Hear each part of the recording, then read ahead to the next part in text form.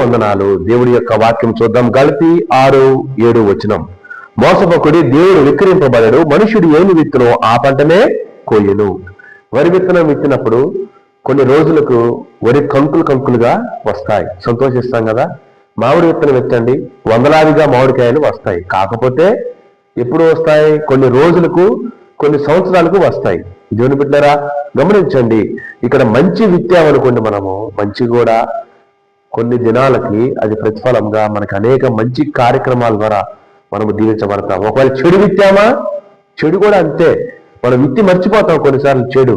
మనం కొంతమందిని మోసం చేసి మర్చిపోతాం. కానీ ఒక సమయం వస్తుంది, ఆ సమయంలో మనం అనేకమైనటువంటి మోసాలకు గురవ్వాల్సి వస్తుంది, అనేకమైన చెడులు అనుభవించాల్సి వస్తుంది. జ్ఞాపకం ఉంచుకోనండి, దేవుడి యొక్క వాక్యము సున్నాయినను పూలైన తప్పురాదు. యేసు ప్రభు వాక్యం అంత ఖచ్చితం. కాబట్టి మనం మంచిని ప్రేమిద్దాం, మంచి చేద్దాం. నమస్తే.